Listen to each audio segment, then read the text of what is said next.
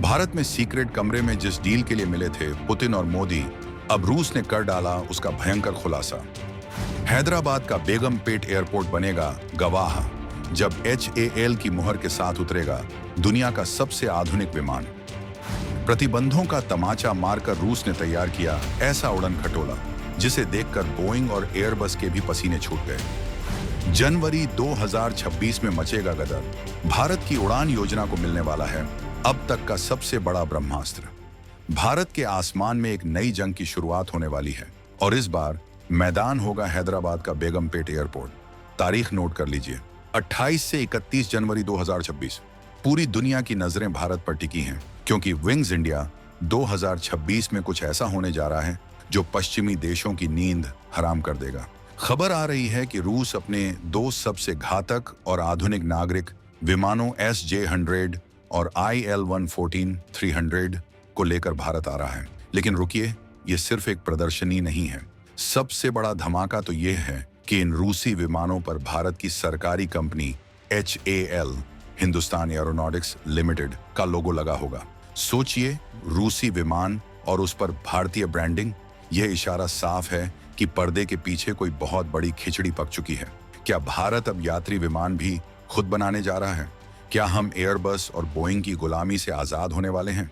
और आखिर रूस के इन विमानों में ऐसा क्या खास है कि अमेरिका के प्रतिबंध भी इनका बाल बांका नहीं कर पाए?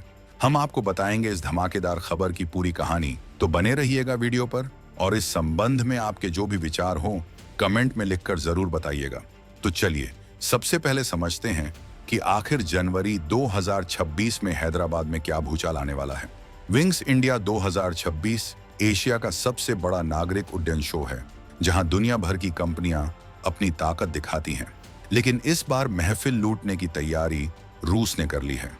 रूस की यूनाइटेड एयरक्राफ्ट कॉरपोरेशन UAC अपने दो गेम चेंजर विमानों के साथ आ रही है। पहला है सुखोई सुपरजेट 100 और दूसरा है इल्यूशन IL-114-300। अब आप पूछेंगे कि इसमें नया क्या है? नया यह है कि अक्टूबर 2025 में ही HAL और रूस की UAC के बीच एक ऐतिहासिक समझौता हुआ है जिसके तहत इन विमानों का उत्पादन भारत में किया जा सकता है। यानी अब तक हम जो विमान विदेशों से अरबों डॉलर देकर खरीदते थे वो शायद अब हमारे अपने देश में हमारी अपनी फैक्ट्रियों में बनेंगे। ये खबर पश्चिमी देशों के लिए किसी झटके से कम नहीं है क्योंकि वे चाहते थे कि भारत हमेशा उनके महंगे विमानों का ग्राहक बना रहे। लेकिन भारत ने रूस के साथ हाथ मिलाकर यह साफ कर दिया है कि हम अब बायर नहीं मेकर बनने की राह पर हैं। अब बात करते हैं उस विमान की जिसे रूस ने अपनी आन बान शान बना लिया है, SJ-100। इसे सुपरजेट भी कहा जाता है। जब यूक्रेन युद्ध के बाद पश्चिमी देशों ने रूस पर प्रतिबंध लगाए तो उन्हें लगा कि रूस का एविएशन सेक्टर बर्बाद हो जाएगा क्योंकि पुराने सुपरजेट में फ्रांसीसी इंजन और पश्चिमी पुर्जे लगे थे। लेकिन 2020 में रूस ने सुपरजेट में फ्रांसीसी इंजन और पश्चिमी पुर्जे हटा दिए। रूस ने हार नहीं मानी। उन्होंने इन प्रतिबंधों को ठेंगा दिखाते हुए एक नया रसिफाइड सुपरजेट तैयार कर दिया। इसमें लगा है रूस का अपना बनाया हुआ PD-8 इंजन जो पूरी तरह से स्वदेशी है और ताकत में किसी भी पश्चिमी इंजन से कम नहीं है। यह 100 सीटों वाला विमान है जो भारत की उड़ान UDAN योजना के लिए बिल्कुल फिट बैठता है। भारत को अपने छोटे शहरों को जोड़ने के लिए ऐसे ही विमानों की जरूरत है। आज हमारे पास जो विमान हैं वे या तो बहुत बड़े हैं या बहुत महंगे। ऐसे में SJ-100 एक वरदान साबित हो सकता है। इसमें आधुनिक एवियोनिक्स, शानदार केबिन और कम शोर वाली तकनीक है जो यात्रियों को एक लग्जरी अनुभव देती है।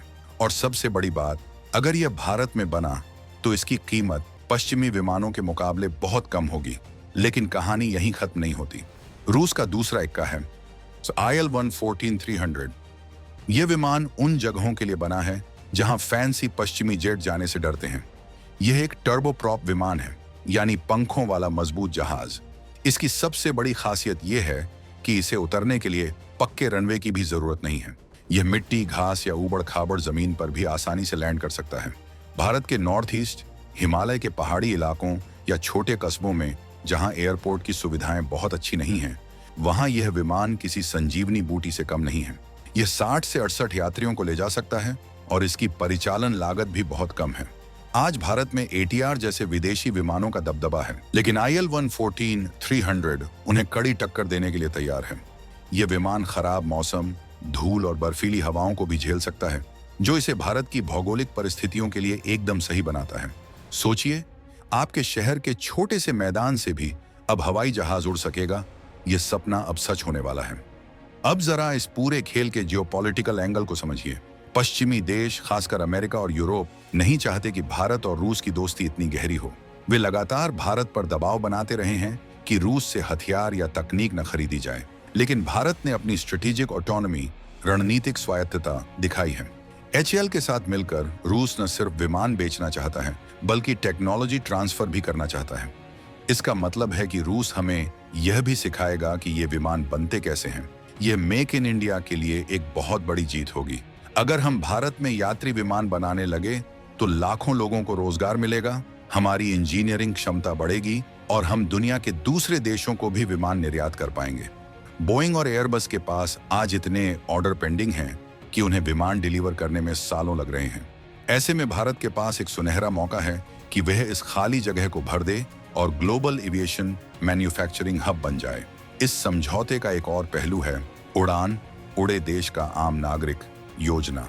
सरकार का सपना है कि हवाई चप्पल पहनने वाला भी हवाई जहाज में उड़े, लेकिन यह तभी संभव है जब टिकट की कीमतें कम हों, और टिकट सस्ता तभी होगा जब विमान सस्ते हों और उनका रख रखाव सस्ता हो।